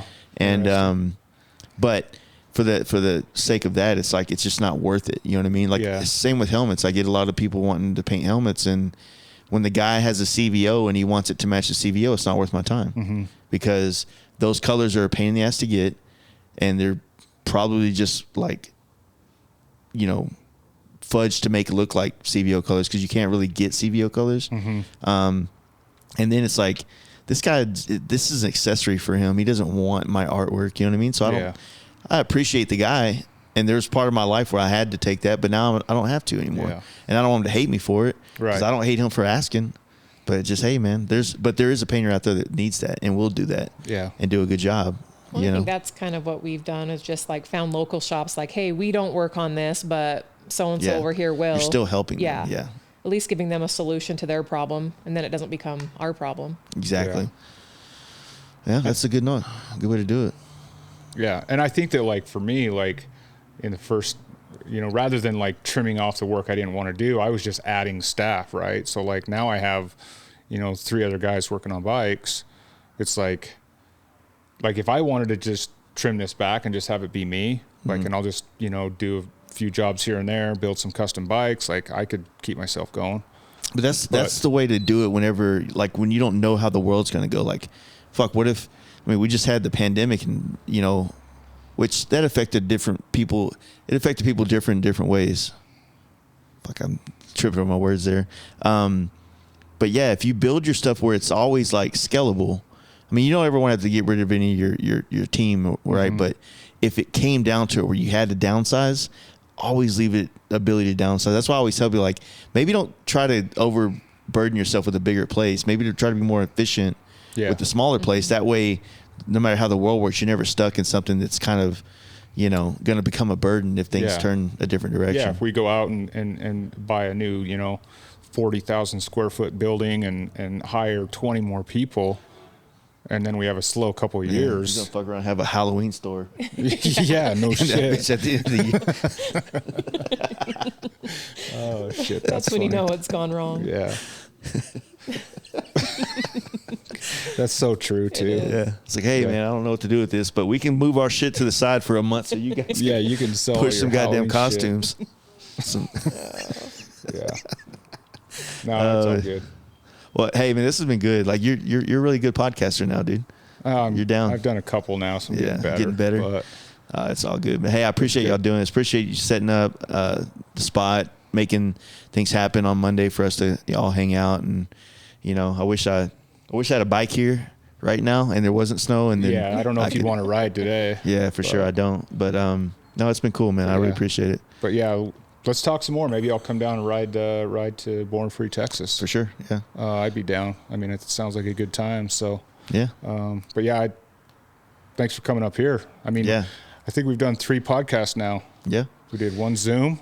One on the Zoom, you flew in, and I feel like I owed you. You flew here. It's my point to come out here and do it here. So I appreciate you coming out. It means a lot. Yeah. So it meant a lot to me when you flew. Yeah. Straight up. So I mean, I appreciate what you do for the industry and keeping all of us small guys kind of out there in the public eye. So yeah, it goes a long way. I'm pretty fucking badass, man. Yeah. I mean, if you weren't gonna say it, he was. Yeah. No, it's all good. I really appreciate. I just appreciate the fact that people take me seriously. That's all I really care for. You know, I really want to I want to help everybody, and I want to, you know, build the scene to be cool as fuck and fun as fuck. And, you know, it's easy when everybody's helping and not becoming obstacles, you know, so. Yeah. Quit fighting over that one customer and just make 10 new ones. Exactly. So. It's a good, that's going to be a new t-shirt. Yeah. All right. Well, I appreciate it, guys. Yeah. Thank you. I really hope you guys enjoyed that episode with Tony, his wife, and Sax. And I would like to ask you guys to please check out our sponsors down below. Links in the description wherever you are listening to this podcast. There's a link to our sponsors and our Patreon, where we have already given away 2 helmets in the last 2 months. And we'll be giving away another helmet this month in July as well as August. And we're going to do this for the rest of the year to hopefully inspire some of you guys to support this podcast a little bit further and help us keep it rolling and going. So thank you guys for checking it out. We got more episodes coming this month and a couple more lives going to take place. So don't forget to check out our YouTube, and we'll see you guys on the next episode. Peace.